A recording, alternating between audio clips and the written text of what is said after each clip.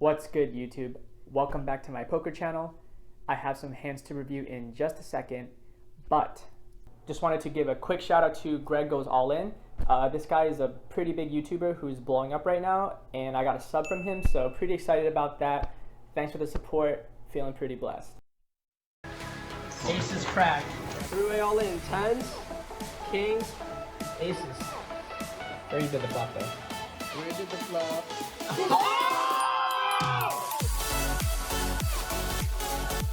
Before we begin, I have to announce the answer for last week's mystery hand. The correct answer was Ace Queen with the Ace of Clubs. So 3 of you guessed that right. Nice job to Synergy, Shirag, and Mike. You guys all guessed Ace Queen. That was the right answer. Nice job. So now I get to pick one of you randomly for the prize.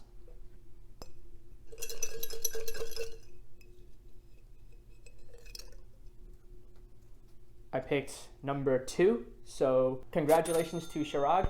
Just send me your Venmo name to the email in the description below and I'll send over that prize. That's all for the semantics. Let's get into the action. We buy into the game for 20 bucks and we're pretty much card dead for the first hour or so before looking down at Ace Queen in the hijack. The eggplant opens it up to 83 and onto us. This is a great spot to 3-bet. This player here is fairly aggressive and is opening a wide range, so we attack here with a good hand. The zebra after us makes the call.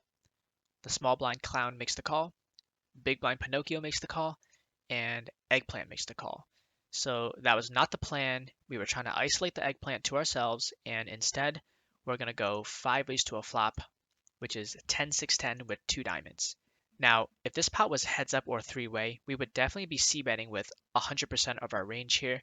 This is a fairly dry board where we have all the overpairs like jacks through aces, and we would balance out those value hands with our overcards like ace king, ace queen, and ace jack. Furthermore, we do have ace queen with the ace of diamonds, so we have pretty much the perfect barreling hand here. On the turn, if we pick up any diamond or any Broadway card, we can continue betting big because we now have a flush or straight draw or a pair. So this is actually the perfect hand to c-bet the flop and continue betting the turn with. However, this pot is 5 ways, unfortunately, so I think we're just going to have to check when it gets to us. None of that analysis even matters because the eggplant decides to lead into us for 433, so we're just going to have to make the fold here. Everybody else folds and eggplant steals the pot from us. On to the next hand where we have ace king in early position. We open it up to 110 and big brain over here makes the call. It folds back around to the small blind who also makes the call. So we go 3 ways to a flop of king jack king with 2 hearts. This flop absolutely smashes our pre-flop raising range as we have hands like aces, kings, jacks, and ace king.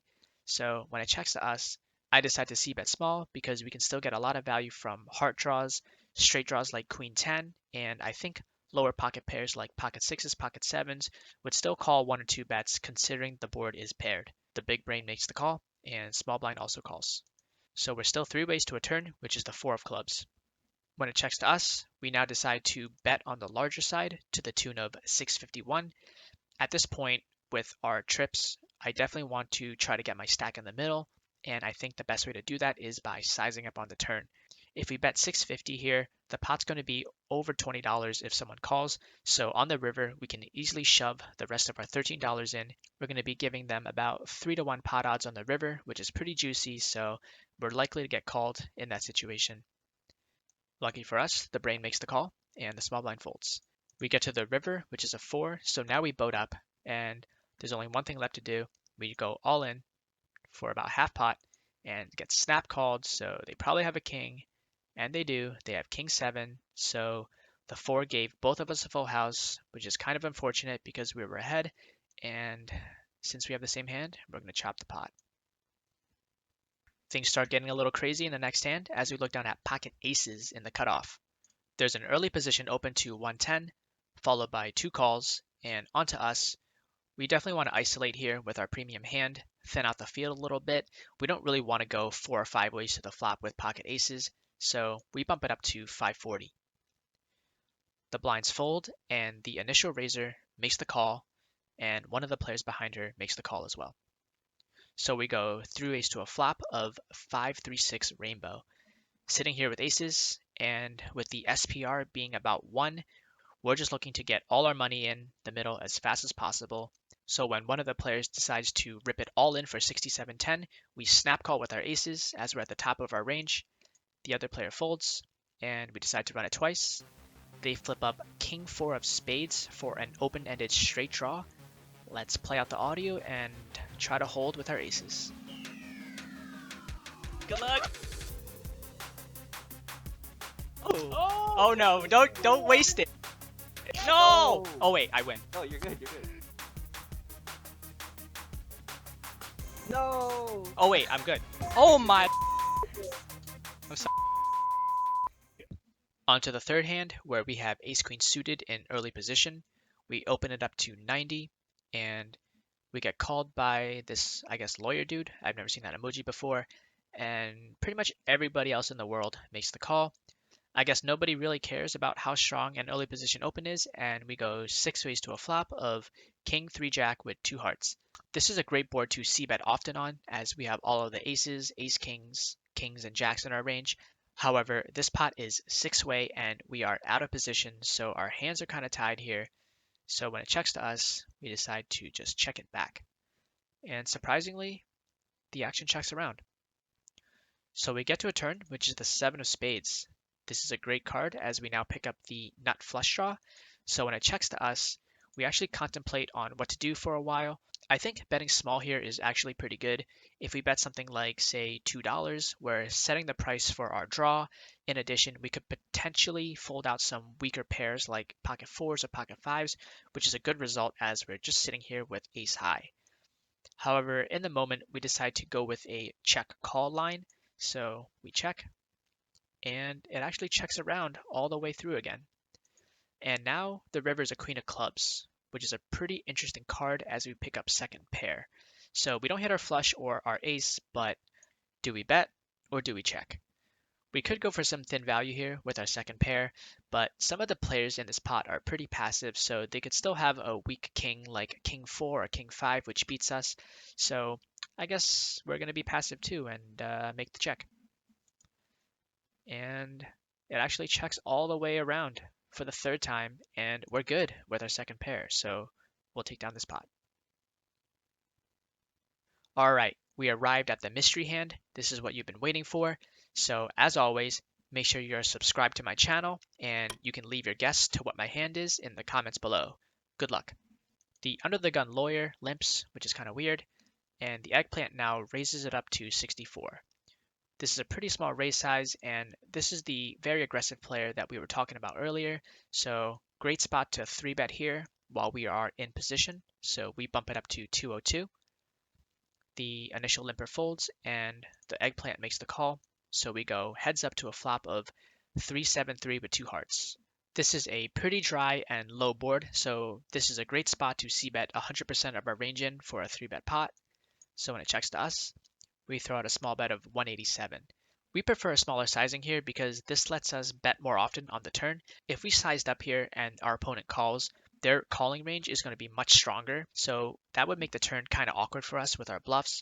So because of that, I like using a smaller sizing as we keep their calling range wider, so that way we can continue barreling on the turn and make them fold a lot of hands. But that forward thinking does not matter because our opponent folds and we take down this pot. For our final hand, we looked on at pocket queens in middle position. There's a limp to us, and we bump it up to 130 with our premium hand.